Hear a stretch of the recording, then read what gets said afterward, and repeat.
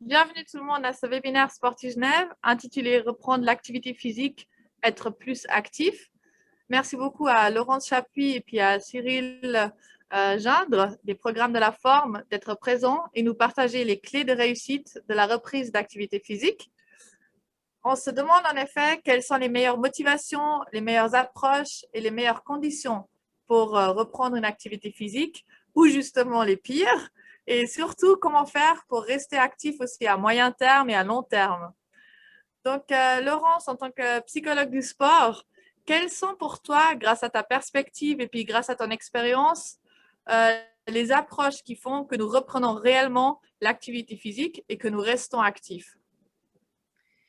Alors, je vais vous partager le petit document que j'ai préparé pour vous expliquer un peu tout ce qui touche à la reprise de l'activité physique et puis pour rester actif.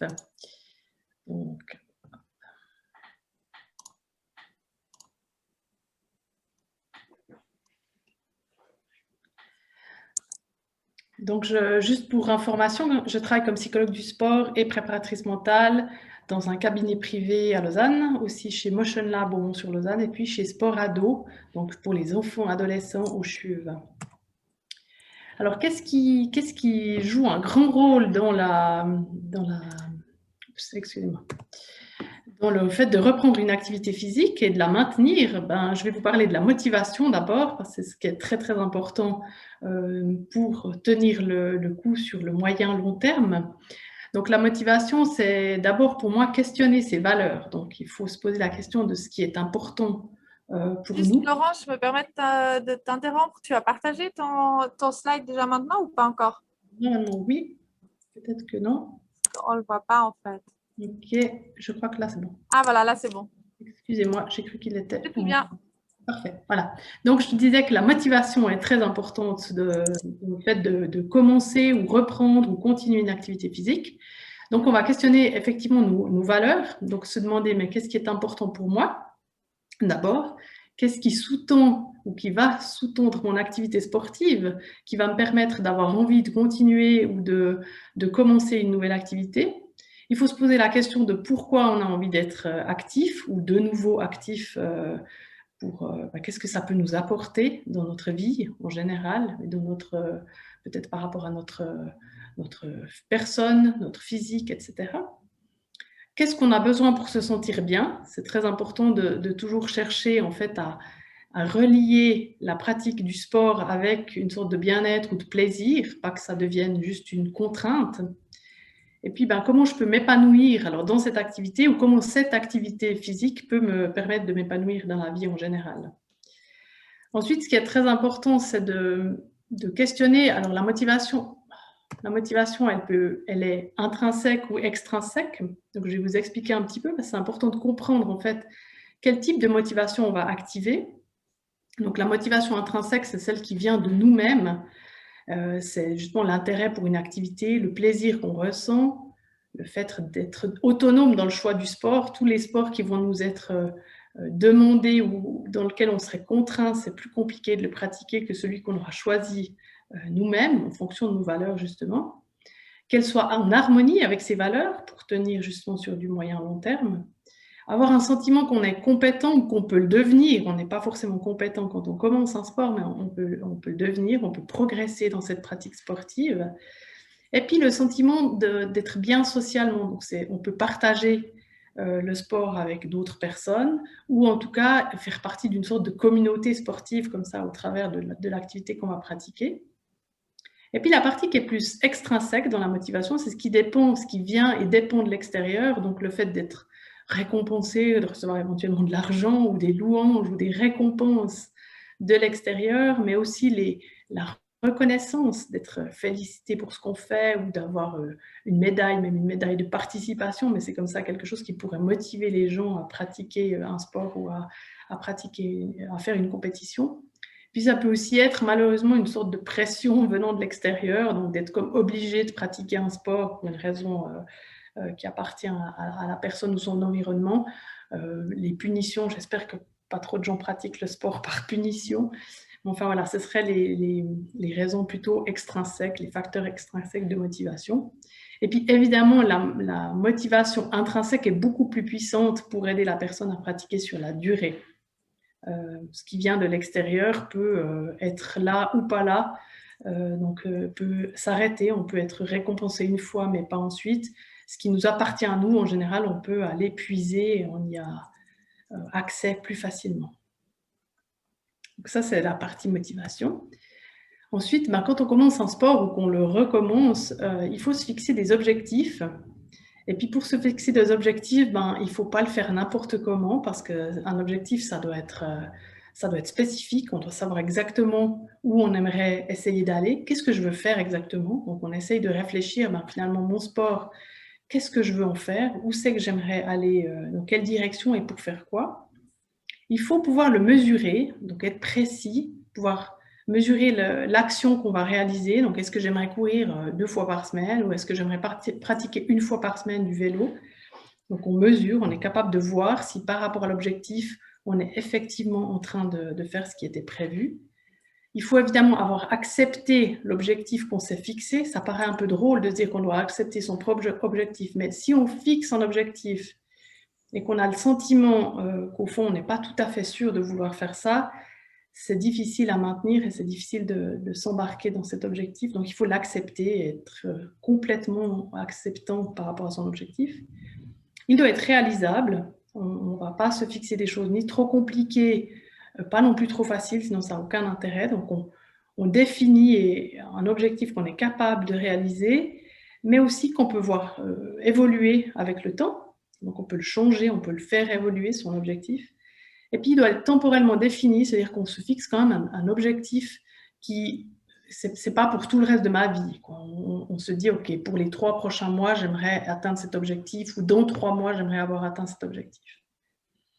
Puis après, des objectifs, pour moi, ça doit évoluer, dans le sens où si on fixe quelque chose de trop difficile, on va vouloir peut-être laisser tomber, tandis que si on met en route, donc on est dans une sorte de zone de confort au début, par rapport au petit schéma que je vous ai dessiné, et puis on fait des paliers d'évolution. Donc on fixe un premier objectif où on va faire un certain nombre d'efforts et arriver dans une nouvelle zone de confort, c'est-à-dire qu'on va ensuite, pendant un certain temps, ne pas réévaluer notre objectif et le refaire plus difficile.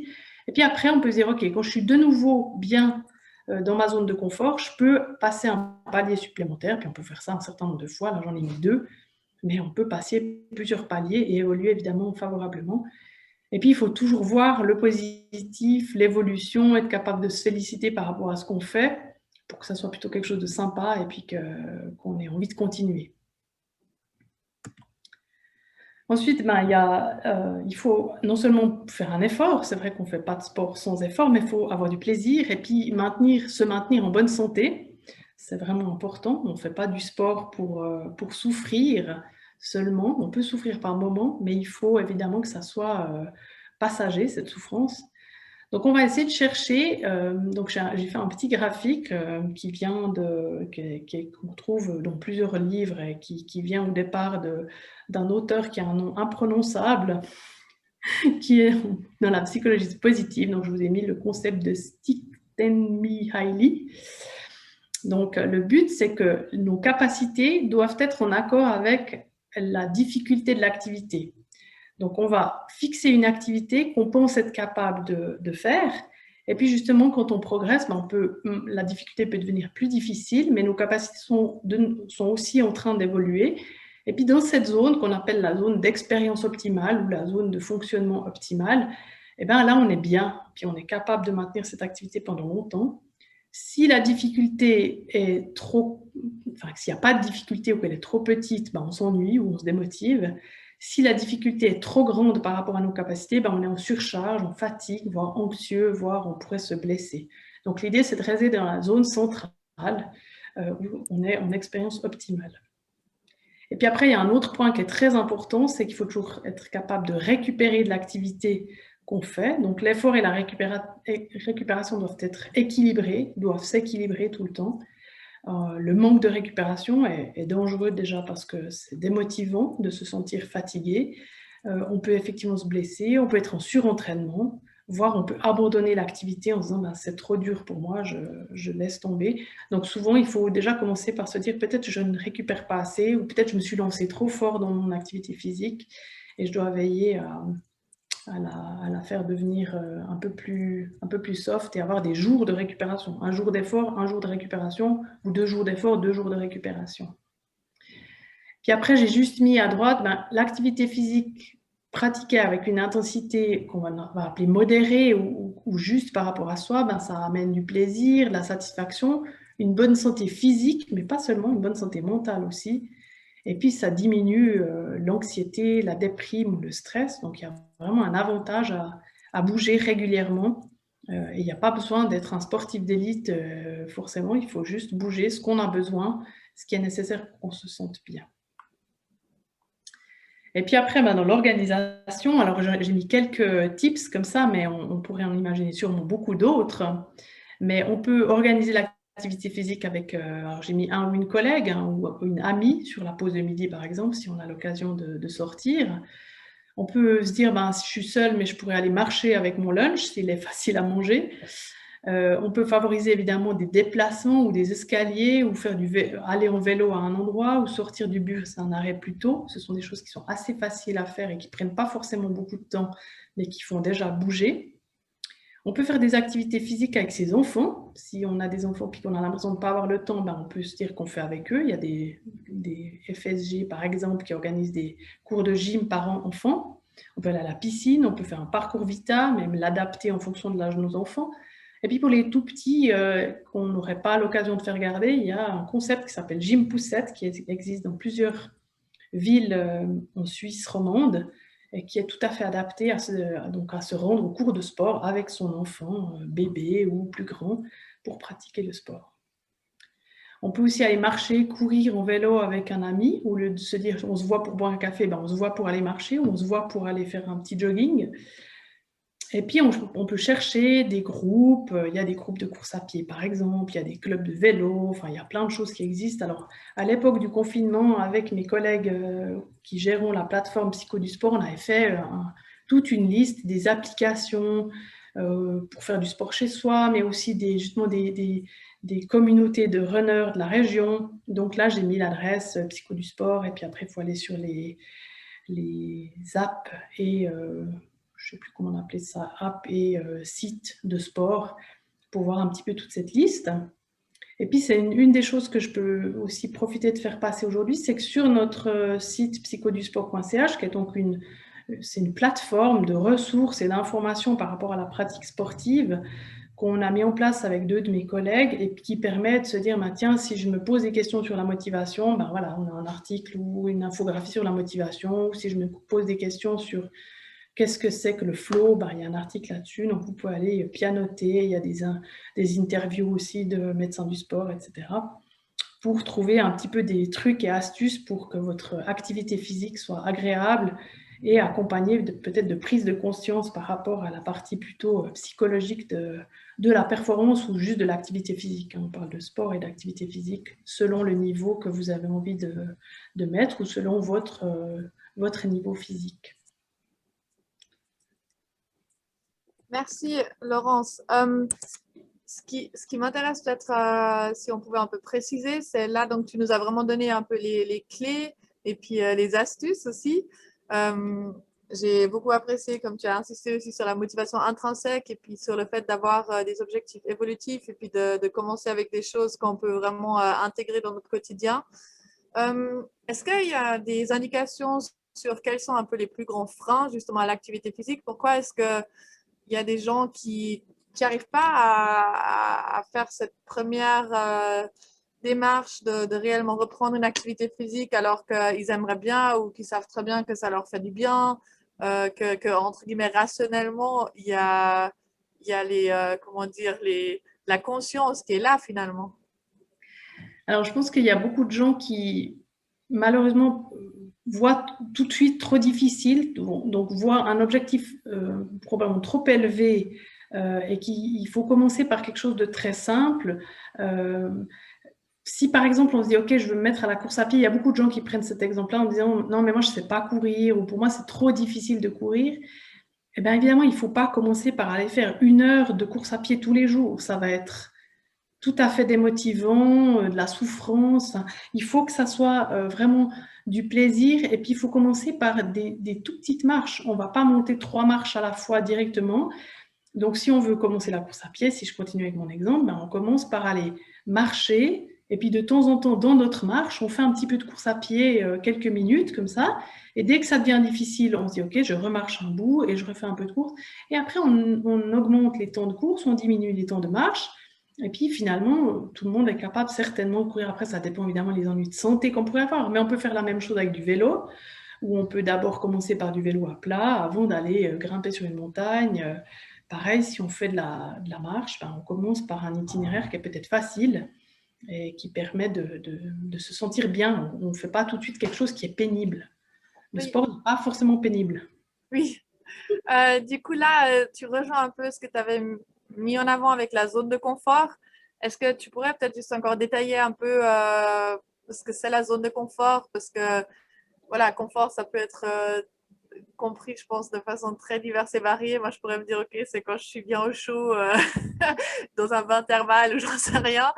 Mais ça peut aussi être parce que pour moi, le confort, c'est justement d'aller faire du judo ou d'aller courir et puis de profiter de la nature. Donc, comment est-ce qu'on peut peut-être donner une meilleure explication de ce qu'est la zone de confort?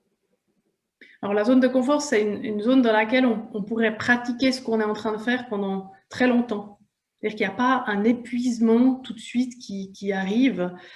Donc, si on pense, si on est capable de marcher pendant 1 heure en étant dans notre zone de confort, ça veut dire que quand on arrive au bout de l'heure de marche, on est bien. On pourrait se dire, tiens, je pourrais faire une 2e heure. On n'a pas puisé dans quelconque réserve. On est vraiment bien. Donc après, cette zone de confort, elle dépend de chacun. Il y a des gens qui seront dans leur zone de confort pour 1/4 d'heure, 20 minutes de marche peut-être. C'est OK, il faut qu'ils fassent leur 1/4 d'heure, 20 minutes de marche. Et puis, 2, 3 semaines après, ils peuvent se dire, tiens, je pourrais essayer une demi-heure. Est-ce que je suis toujours dans ma zone de confort? Est-ce que je me sens bien? Je ne suis pas en Oui, train de m'épuiser ou de me fatiguer. Et puis après, l'idée, c'est de temps en temps, effectivement, d'essayer de sortir de cette zone de confort puis de voir ce qui se passe et d'y revenir. oui, oui. Donc là, on a un peu insisté sur comment dire, les ressources et puis la zone de confort physique. Évidemment, il y a aussi un peu tout ce qui est justement ressources et puis bien-être mental qui intervient. Donc justement, s'il y a quelque chose qui nous stresse particulièrement, ben forcément, on est déjà en dehors de notre zone de confort. Donc, il faut peut-être mieux commencer avec quelque chose où on se sent en confiance et on est à l'aise en fait de le faire, c'est ça? Oui, de faire une activité avec laquelle on est à l'aise ou de la faire avec quelqu'un. Si on sort, si on va dans une activité qu'on a l'impression qu'ils sort dans de confort, on a besoin de se faire accompagner parce que c'est plus simple si on peut poser des questions à cette personne, si cette personne a déjà pratiqué ce sport, si on peut le partager, si on peut, voilà, être dans disons, la sécurité de faire une activité qu'on ne connaît pas, mais en étant avec quelqu'un. C'est comme de partir faire une marche dans la montagne et c'est mieux de partir accompagné. Comme ça, on est probablement plus en confort que si on se retrouve tout seul à dire tiens, j'ai plein de paramètres à gérer. Ouais. Donc la zone de confort psychologique, c'est effectivement une zone dans laquelle ce ne serait pas un monstre stress, mais ça peut aussi être que si on est en zone un petit peu stressante, on n'y est pas seul. Et puis on peut se faire Oui, on peut poser des questions, etc. ouais. Oui, merci. Merci Laurence pour ces précisions encore. Euh, Cyril, toi, tu es donc spécialisé en recherche au niveau sciences du sport et tu as notamment écrit aussi plusieurs articles et puis contribué à des publications. Actuellement, tu contribues aussi, ou depuis un certain temps, tu contribues aussi au programme de la forme. Et quelle est ta perspective et puis aussi votre approche avec les programmes de la forme pour justement une reprise d'activité physique réussie et puis pour permettre aux gens de passer ce cap de la sédentarité ou de l'inactivité et puis de la motivation d'être actif mais pas pouvoir réellement l'être à moyen terme. Alors, pour répondre à ta question, merci. Mais je propose aussi de partager un peu une petite présentation que j'avais préparée. Donc, en général, quand on va se remettre à l'activité physique, si on veut avoir un peu des guidelines, savoir un peu être encadré, on va s'adresser à des spécialistes.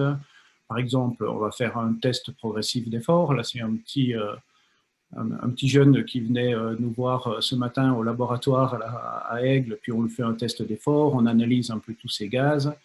Et puis à partir de ça, donc là je suis dans le point de vue de l'expert, puis après je voudrais pouvoir aller un peu plus loin que seulement le point de vue de l'expert. Eh bien, à partir de cette analyse, on va proposer des grands points de repère. On va dire, tiens, où sont les forces de la personne, où sont plutôt ses faiblesses, et puis ça va aboutir à des propositions d'action. Donc, par exemple, voilà ce que l'on va ressortir, c'est des courbes un petit peu compliquées, mais je ne vais pas rentrer dans le détail. Voilà ce qu'on va ressortir de son analyse. On va dire, ben, ton cœur fonctionne comme ça, ton souffle fonctionne comme ça, et puis à partir de points de repère qu'on va déterminer, eh bien, on va arriver à des grandes zones d'effort que je vais pouvoir utiliser. Par exemple, je vais pouvoir utiliser pendant le temps qui m'est imparti une zone dans laquelle je vais être, par exemple, à 80% de ma fréquence cardiaque, et puis ça va être normalement une zone à peu près plaisir dans laquelle je vais pouvoir courir, je vais pouvoir marcher selon mon niveau, en pouvant continuer l'effort sur un certain temps. Et donc, on a proposé à partir d'une analyse découper, proposer un cadre, proposer des points de repère. À partir de ces points de repère, on va dire, bah, par exemple, tu vas pouvoir faire 30 minutes de course ou de marche. C'est la proposition d'action, peut-être 3 fois par semaine. Et puis, on va se soucier qu'au niveau respiratoire, tu ne sois pas au-delà de ça, ou au niveau cardiaque, si tu veux mettre un cardio-fréquence-mètre, eh bien, tu sois, par exemple, dans la zone 140, pour toi, ça irait bien. Donc ça, c'est la démarche d'expertise habituelle. Après, on peut déterminer une deuxième zone. Par exemple, parlons d'une zone de couleur orange. Il y a la zone verte où c'est très facile. Puis après, voir la zone orange où c'est un petit peu plus difficile. Puis peut-être que là, c'est de 150 à 165 pulsations. Et puis l'expert, lui, qu'est-ce qu'il va continuer à faire? Il va regarder les articles et puis il va donner ce qui est le plus reconnu dans une communauté d'experts, une communauté scientifique. Par exemple, il va suivre les recommandations de l'OMS qui va dire que ce serait bien de faire 150 minutes d'activité d'endurance d'intensité modérée ou au moins 75 minutes chaque semaine. Puis il va dire, bah, si vous faites 300 minutes, c'est encore mieux. Vous allez plus progresser. Et puis si vous pouvez ajouter encore des exercices de renforcement musculaire, c'est encore plus cool. Voilà. Donc, un expert, qu'est-ce que ça fait? Ça prend le pôle de toutes les connaissances qui sont à un moment donné présentes, et puis ça dit, en fonction de ces connaissances, ça, c'est bien de le faire. Par exemple, là, vous avez une spécialiste de médecine du sport, et puis elle va dire, si vous avez un peu d'obésité, ben, ce serait bien de faire des périodes de 15 minutes, 3 fois par semaine d'endurance. Pourquoi? Parce qu'elle a décidé que quelqu'un qui a du surpoids, il est en difficulté dans l'endurance, et donc il vaut mieux travailler sur ses faiblesses. Voilà. Ça, c'est un système d'experts qu'on connaît depuis très longtemps parce que l'activité sur le corps, en gros, le pouvoir a été pris plutôt par les experts et puis par le médical. Il n'y a pas que sur le corps, hein, d'ailleurs, que c'est présent. Et en fait, vous êtes sûr qu'un expert, il ne va pas vous dire n'importe quoi. C'est-à-dire qu'il va baser son expertise sur un pôle de connaissances. Là, par exemple, pour les plus anciens qui nous écoutent, ce monsieur, c'est le docteur Cooper. Les gens qui ont déjà entendu, en général, ce nom de Cooper, un test qui est pratiqué depuis 50 ans, c'était un cardiologue qui, au moment de la première vague du jogging, était sur beaucoup de plateaux, c'était un expert, puis sur beaucoup de plateaux, et puis donc, il proposait de faire une course de 10 minutes qui va permettre de venir sélectionner où vous en êtes, et puis après, ce que vous allez pouvoir faire à l'entraînement. Alors, la question est-ce que ça marche de faire ça? Eh bien, ça fait à peu près 10-15 ans qu'on connaît beaucoup d'avantages associés à l'activité physique, et donc toute personne qui aujourd'hui ne saurait pas qu'en faisant de l'activité physique, elle a moins de problèmes de dépression, elle a moins de problèmes de cancer, elle a moins de problèmes sur tout, vraiment, c'est qu'elle vit dans un espace qui est non, j'ose même plus dire confiné, parce que qui est un espace dans lequel elle n'a pas de lien avec l'extérieur. C'est-à-dire que les bénéfices sont incroyables. Et pour autant, ça a donné des gens qui étaient déjà actifs et puis qui sont devenus sportifs. Mais les gens qui n'étaient pas sportifs, en fait, ils sont restés pas sportifs. Et donc, visiblement, amener l'ensemble des arguments rationnels dont on peut avoir disposition à un moment donné pour dire que ce serait bien de venir bouger. Ça ne fait pas plus bouger les gens qui, au départ, ne bougent pas. Donc, ça ne fonctionne pas. Là, par exemple, c'est une étude qui montre que 3 mois après avoir commencé un programme d'exercice qui est donné par leur médecin, 70%, 3 mois quand même, hein, 70% des personnes ont abandonné. Quand bien même le médecin dirait ça va vous sauver, ça va vous faire, vous avez beaucoup moins de risques de vous faire une petite crise cardiaque, eh bien, les personnes ne vont pas le faire. C'est-à-dire que si on fait appel à la rationalité, à la volonté, ça ne fonctionne pas. Une volonté, c'est un peu comme une étincelle, mais c'est jamais un grand feu. Et la question est comment on allume en soi un grand feu qui peut nous amener à faire en sorte qu'on va intégrer l'activité, le mouvement au quotidien. On repère que c'est exactement la même chose qu'avec un régime. À 3 ans, 5 ans, vous avez à peu près 90% de chances que vous n'ayez pas perdu de poids. Donc un appel seul à la rationalité, j'insiste, ne fonctionne pas. La volonté, c'est une petite étincelle, mais ce n'est pas un grand feu. Alors dit autrement, les bonnes résolutions de début d'année sont toujours mauvaises.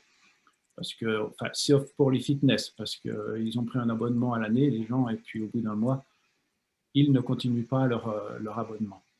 Et quelle est la conséquence pour la personne en fait, qui n'a pas réussi son départ d'activité? Elle est simple, ça ne peut pas être l'expert qui est en jeu, donc c'est nécessairement moi en tant que personne qu'il y ait quelque chose qui ne colle pas, quoi. J'essaie de perdre un peu de poids, j'essaie de me mettre à l'activité et puis j'y arrive pas alors que tout le monde me dit que c'est le truc le plus génial pour être en forme. Et donc ça a tendance à être démotivant de pouvoir faire ça. Alors maintenant, dans cette notion, est-ce que ça marche? Non, ça ne marche pas. Ou ça ne marche pas beaucoup chez les gens les moins sportifs. Cette fois, je propose d'amener des arguments en disant, mais d'abord, la première chose, c'est que est-ce qu'on est réellement obligé de bouger? Est-ce qu'il n'y a pas d'autres solutions pour se sentir bien que de bouger? On est dans une vague dans laquelle chaque fois on a une tendance à exagérer. On disait avant ça ne sert à rien, puis maintenant on dit l'alpha et l'oméga de la vie, c'est de bouger. Peut-être que quelqu'un qui fait son jardin, il trouve que c'est cool de regarder les légumes qui poussent. Donc, la deuxième chose, c'est que si on bouge et puis qu'on essaie de le faire dans la contrainte, ce que tu viens de dire juste avant, ça ne fonctionne pas. Par exemple, si on prend des souris et puis qu'on les contraint à courir, elles vont moins bien que des souris qui ne bougent pas du tout. Donc, ce n'est pas le mouvement en lui-même qui va vous sauver la vie. C'est-à-dire qu'il y a une espèce de notion qu'on appelle un alignement. Il faut que j'essaie de trouver un alignement entre nous, ce qu'on appelle des facteurs de survie, une émotion et puis ce que je fais dans mon quotidien. Et à partir du moment où j'ai trouvé cet alignement, quelque chose va s'allumer en moi que je ne connaissais pas jusque-là. Donc attention aux diktats, il faut bouger. Par exemple, les joueurs de belote, ils font moins de crises cardiaques que les gens qui ne jouent pas à la belote. C'est bizarre, hein? Pourtant, on ne peut pas dire qu'ils bougent beaucoup. Mais en revanche, ils font quelque chose dans lequel ils sont avec d'autres personnes, puis ils trouvent que c'est super cool d'être là. Et donc, ils vont bien, ils rigolent, ils jouent, ils ont des émotions, et donc ils sont alignés avec ce qu'ils sont en train de faire.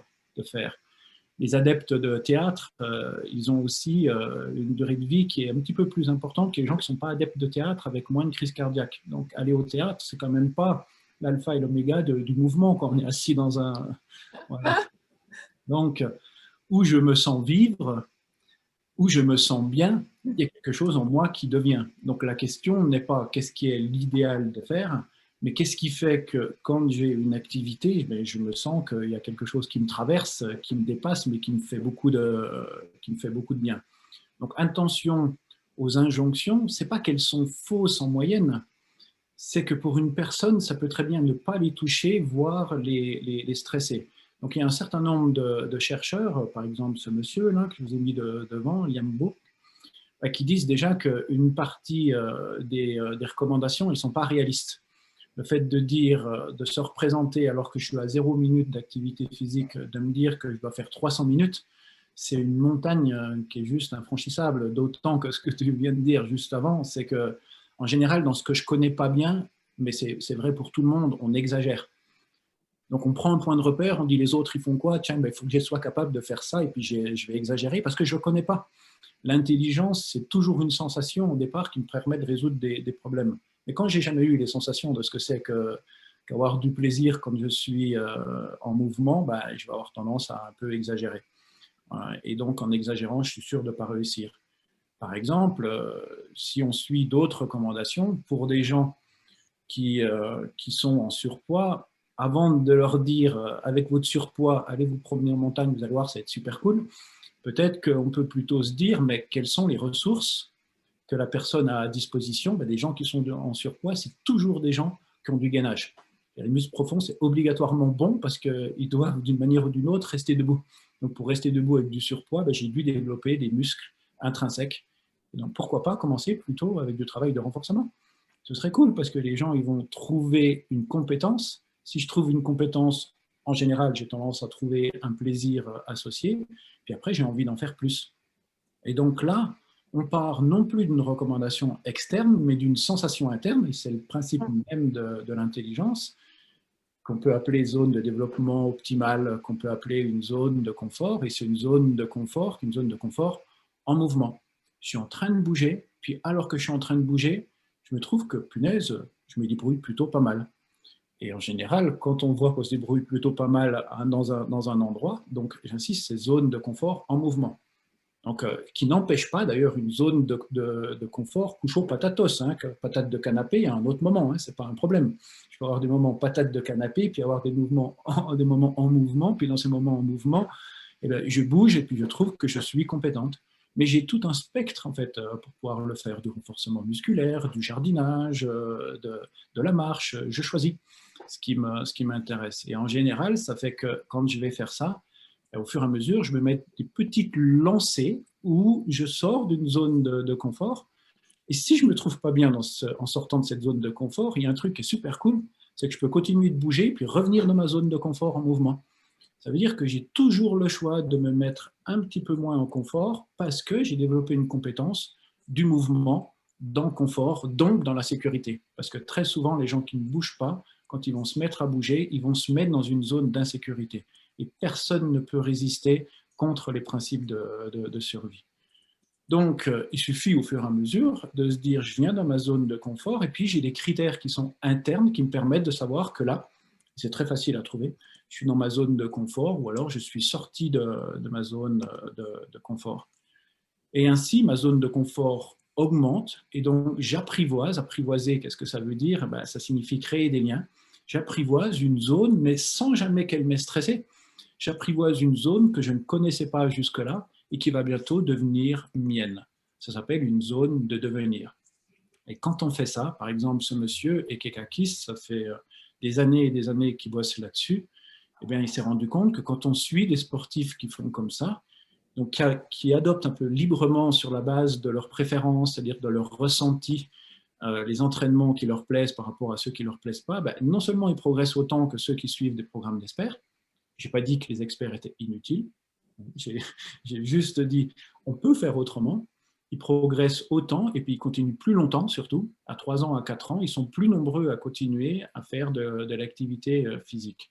Donc, le ressenti que la personne va avoir quand elle va être dans le mouvement, et le ressenti, c'est un mélange de plaisir et douleur. Il ne faut pas avoir peur du mot douleur quand on a du plaisir. Très souvent, quelqu'un qui ne fait pas d'activité, il se dit, bah, quand je vois ces sportifs de niveau là, qui vont faire sur le tatami, puis faire des randoris là, toute la journée, ou alors qui vont courir pendant 4 heures dans la montagne, ils sont complètement maso. Alors, la première chose que je leur dis, mais ils ne sont pas mados. Si c'était maso, ils ne passeraient pas des jours et des jours à courir. Ce qu'ils feraient, c'est qu'ils prendraient un marteau, puis ils se taperaient tout de suite la main dessus, puis ça leur ferait mal, et puis ce serait cool pour eux. S'ils acceptent de se faire mal, c'est parce que c'est des sportifs. Et un sportif, le rôle même d'un sportif, la définition même d'un sportif, c'est quelqu'un qui éprouve du plaisir dans le mouvement. Et donc, je peux supporter quelque chose qui me convient moins à proportion, c'est toujours l'équilibre plaisir-douleur à proportion du plaisir que je prends. Et comme mon plaisir va être directement dépendant de ma compétence, du fait d'avoir trouvé cette zone, eh bien, au fur et à mesure, ma zone de plaisir grandit et puis je peux aller dans une zone de développement. Et cette zone de développement, paradoxalement, vaut mieux pas avoir des barrières à l'entrée pour pouvoir y aller. Parce que si on commence à me faire un test, si je ne bouge pas jusque-là, c'est quand même, j'ai un gros doute sur mon corps. J'ai une petite défiance même quant aux qualités de mon corps. Si on commence à me dire, on va tester, ça fait stress supplémentaire. Donc nous, dans les programmes de la forme, les gens, elles arrivent, elles bougent. On n'a pas testé, il n'y a pas de point de repère, il n'y a pas d'élément extérieur qui me dit si je suis quelqu'un, pas de mesure qui me dit si je suis quelqu'un bien ou pas bien. Pourquoi ? Parce qu'il y a plein d'études qui nous montrent que quand on fait une évaluation objective des compétences, puis qu'on demande une évaluation subjective du type Est-ce que vous pouvez parler? Ouais, là, je peux réciter du Nietzsche ou du Kant dans le texte. Est-ce que vous pouvez parler? Ouais, je peux parler, mais là, je suis plutôt à réciter du Tintin. Est-ce que vous pouvez parler? Puis, ben, non, j'arrive plus à parler. Ben, ça donne les 3 grandes zones que vous allez trouver quand vous allez faire un test progressif d'effort dans n'importe quel laboratoire du monde entier. C'est les mêmes. Donc, vous voyez, c'est quand même super simple à trouver. Donc, j'ai des compétences. Ces compétences, elles sont à l'œuvre tout de suite. C'est aussi efficient qu'un élément objectif. Je dis ça alors qu'on fait des tests VO2 max, nous, au labo. Hein, je ne dis pas. Mais c'est tout à fait complémentaire. On n'est pas obligé de passer par une évaluation, par une mesure. Les compétences pour bouger, on les a puisqu'on est des animaux. Et donc, je dispose de zones qui sont des zones dans lesquelles je peux aller dans le mouvement. Dans le mouvement, je suis en sécurité. Je peux décider quand je veux de sortir de cette zone. Et là, c'est super cool comme jeu. Voilà. Donc, comment on met ça? C'était le préalable et j'ai quasiment terminé. Comment on met ça en œuvre, nous, dans les programmes de la forme? Déjà, il y a autant de plaisir que de personnes, autant d'envie que de personnes. Ça veut dire qu'il y a des gens qui veulent courir, ils peuvent faire « je cours pour ma forme ». S'ils veulent marcher, ils peuvent faire « je marche pour ma forme ». S'ils veulent plutôt du renforcement musculaire, ça s'appelle « je bouge pour ma forme ». S'ils veulent se regrouper avec des gens qui sont en surpoids, c'est en forme avec du surpoids. C'est-à-dire qu'en fait, le panel, puis si ce n'est pas les programmes de la forme, ils vont faire autre chose. Si c'est du curling qu'ils aiment, ils font du curling. Donc, le panel des possibles est large, puisque dès la première minute, on sait que de toute façon, c'est tout bénéfice. Dès la première minute dans laquelle une personne va bouger, c'est pas comme on nous racontait à un moment donné qu'il faut se laver les dents pendant 3 minutes avant que ce soit efficace. Première seconde égale je gagne. Et donc, le panel est complètement ouvert à moi d'aller essayer les endroits dans ce monde-là qui me procurent du plaisir et les conditions. Et quand on fait ça, on a amené une suite d'études, et puis on connaît bien les statistiques sur les participants des programmes de la forme, c'est 90% de personnes qui commencent un programme et qui le terminent après 3 mois. Je rappelle la statistique, quand on vous donne un programme, puis on vous dit débrouillez-vous, c'est 70% de personnes qui abandonnent. Donc, ça veut dire 30% de personnes qui terminent, et là, 90% de personnes qui terminent. Et donc, c'est basé sur 3 grands piliers. Vous n'avez pas d'évaluation, vous avez des ressources. Ces ressources, en fait, vous allez vous mettre en mouvement, puis quand à un moment donné, vous ne les trouvez pas, on va juste vous rappeler, peut-être vous êtes en train de respirer un peu trop fort par rapport à l'objectif qui a été donné. Et comme l'objectif, c'est de pouvoir terminer les 30 minutes, par exemple, qui sont prévues, hop, on va ajuster l'intensité à ça. Ce faisant, je construis ma zone de sécurité en mouvement, et puis après, j'arrive très vite à repérer. C'est quasi immédiat, hein, c'est une compétence qu'on met en œuvre tout de suite.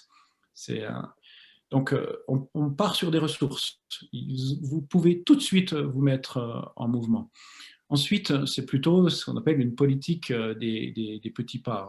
Tu as parlé un peu des objectifs, mais ces objectifs, c'est participer d'abord à la première séance, et puis je vais voir si ça me procure du bien-être, du plaisir. Si ça ne me plaît pas, je ferai autre chose, quoi. Donc, par exemple, la personne, si ça ne lui plaît pas, elle ne plaît pas la première séance, elle rentre chez elle, et puis après, elle va faire autre chose. Pas de barrière importante à franchir, ça veut dire qu'on essaie de faire en sorte que les programmes soient accessibles. S'il faut que je prenne une voiture puis que je fasse 40 minutes de voiture pour faire 30 minutes de course, c'est pas gagnant, quoi. Et enfin, on joue, tu l'as évoqué aussi, sur le groupe. Si on est des êtres sociaux, à partir du moment où on vient dans un endroit et on sait qu'on va être accueilli et puis pas jugé, puis qu'on va pouvoir partager avec d'autres personnes, c'est super plaisant. Parce que déjà moi-même, je suis en train de me juger en tant que personne. Donc si je me juge parce que je considère que je n'ai pas trop des compétences, le moindre truc qui me juge de l'extérieur, j'y suis hypersensible, et puis c'est terminé. Donc voilà, 3 grands critères qu'on met en place dans les programmes. Après, il y a plein d'éléments très concrets. Par exemple, les premières séances de course à pied, on ne va pas les faire tous à courir dans un même groupe. On va se retrouver au moment de la récupération, mais quand je vais courir, on va faire la fleur. On va tous être au milieu de terrain, puis chacun va courir de son côté. Donc comme ça, si je suis moins forte, je ne sors pas complètement dépité parce que les autres, ils ont couru plus vite que moi. En fait, je cours à mon allure. Puis la récup, hop, on se retrouve. Donc on fait de la sociabilité au bon moment. Quand on va présenter des exercices, par exemple, sur le programme Je bouge, souvent, vous savez, on dit ok, alors voilà la planche, Alors, vous vous mettez comme ça, puis si vous n'y arrivez pas, vous pouvez faire comme ça. Alors, nous, on essaie d'inverser. On dit, voilà la planche, puis c'est une planche qui est faite sur les genoux, donc qui est simple à faire. Puis si vous arrivez bien, alors vous pouvez faire celle-là. Donc on essaie chaque fois de partir du niveau de base pour, si j'y arrive bien, pouvoir mettre quelque chose de nouveau. Et donc ça donne un truc super convivial où en général les gens, même s'ils font une fois par semaine, après ils se rappellent et puis ils vont sortir entre eux très régulièrement en dehors des programmes de la forme. Voilà. Merci beaucoup Cyril, c'est très complet. Puis c'est vrai que ça rejoint finalement ce que Laurence elle nous a énoncé au niveau de la psychologie du sport.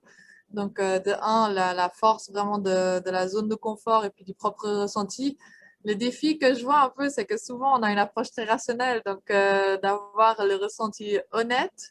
Ça devient souvent compliqué pour nous parce qu'on a été un peu formaté d'être rationalisé et puis justement se fier à l'expertise plutôt qu'au ressenti. Donc, mais c'est aussi un joli apprentissage et je pense que ça doit être l'objectif là-dedans, c'est de réapprendre à s'écouter et puis réapprendre à être vraiment honnête aussi avec ses propres ressentis. Oui, oui, mais l'émotion est infiniment rationnelle. Si elle n'était pas, on serait tous morts depuis longtemps. D'accord. Et le principe d'une espèce, en fait, on a été doté d'un cerveau, il n'y a que les espèces qui bougent, donc les animaux.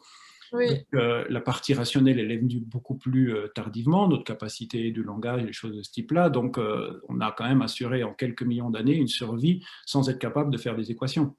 Donc, en général, ça veut dire qu'il y avait tout ce qu'il faut pour aller bien. Exact. Non, tout à fait, ouais. Moi, je serais la première à souscrire à vos programmes et puis à vos conseils. Il y a une question, en fait, du public. Donc, c'est quelqu'un qui aimerait savoir comment est-ce qu'on permet la reprise d'une activité d'une personne qui était sportive et qui se blesse et qui a donc un souvenir de ce qu'elle a pu faire par le passé. Et et puis aussi la mise en activité d'une personne qui était sédentaire et se lance. Donc, doit-on aussi travailler sur l'atténuation de l'envie de comparaison par rapport à ce dont on était capable pour éviter les pertes de motivation? Ouais, c'est une super question. On dit souvent, c'est comme si on avait trois grandes strates. Il y a une strate qui nous est un peu absente, c'est les principes de survie, notre homéostasie de base. Ensuite, on a une strate émotionnelle, puis après, il y a ce qu'on appelle l'intention dans l'action. Donc là, on est à peu près conscient de ce que l'on souhaiterait faire. Et puis, la strate intermédiaire, émotion, ça veut dire ce que ça veut dire. La traduction d'émotion, c'est ce qui me met en mouvement vers. Donc, ce qui nous met en mouvement n'est pas la rationalité. C'est-à-dire, la personne peut être convaincue qu'elle doit bouger, puis elle ne bouge pas.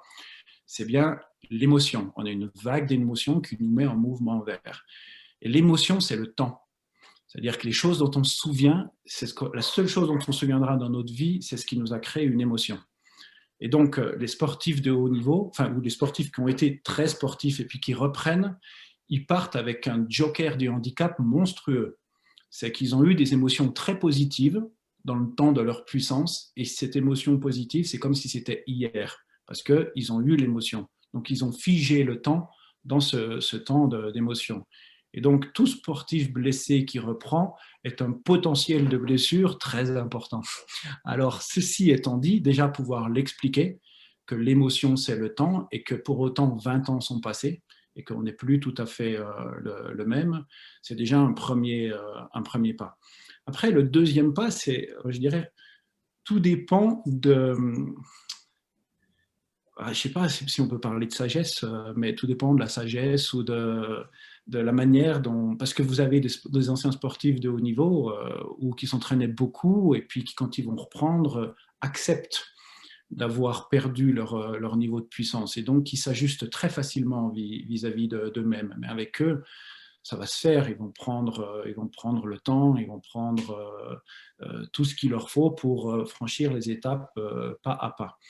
Celui en revanche qui est un peu très figé dans le temps et puis très compétiteur, donc qui veut se retrouver immédiatement, lui, il est plus en danger. Alors, la stratégie douce, c'est de faire en sorte qu'une partie des séances soit beaucoup plus conduite cette fois, rationnellement, puisque son émotion veut le ramener dans une zone dans laquelle il risque fort de chuter. Alors, on utilise parfois une stratégie forte, je pense que je vais me faire engueuler par la partie. Une stratégie forte, c'est mais vraiment chez les gens qui sont très marqués dans leur... c'est presque de jouer leur jeu.